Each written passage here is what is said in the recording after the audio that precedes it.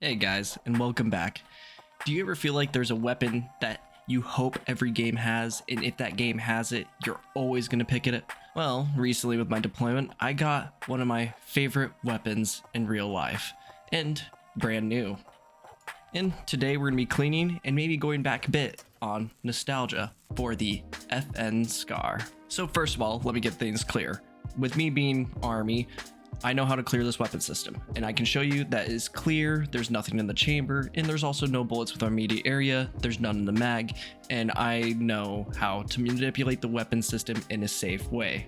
Is that good enough for YouTube? Please tell me. Now let me get something clear. It is so surreal to hold this weapon, this beast of a weapon in my hands, and having shot it and now getting the part to where I can take it apart, clean it, and just nerd out about it is awesome.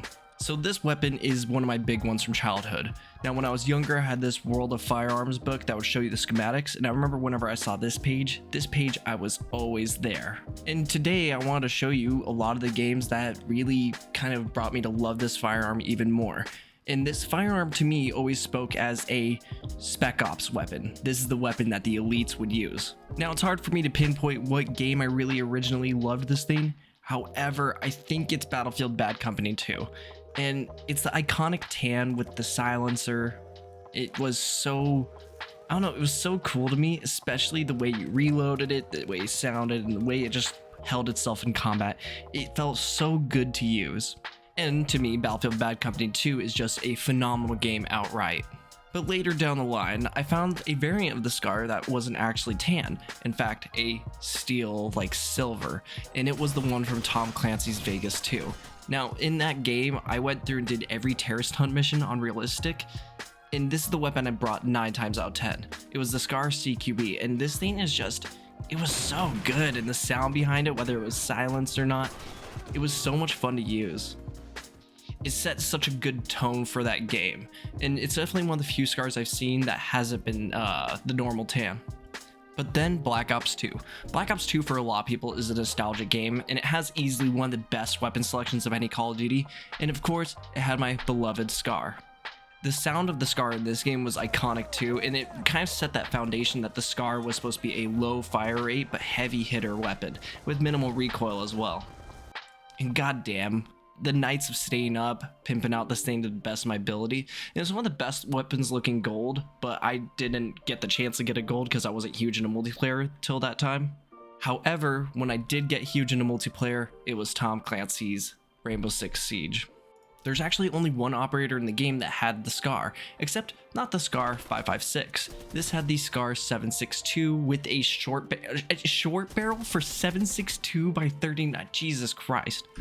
This was on Blackbeard, and yes, I'm not the biggest fan of playing Blackbeard, even the OG Blackbeard, if you guys remember that. I just didn't really care for playing Blackbeard, but I will say his weapon just has presence. It has a sound that lets you know that stuff is happening and shit's going down.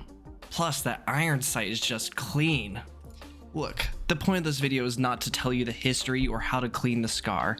It's simply just, it's so cool to have something from my childhood that I looked at for so long and being able to actually just fire it and take it apart. It's a very surreal feeling that leaves me very nostalgic and melancholic, but younger me would have gotten a fucking kick out of this. And I was having so much fun in my nostalgia that I forgot to put the charging handles back on the thing. So when I went to do a function check, I felt like an idiot trying to pull back a non-existent charging handle. This made me die.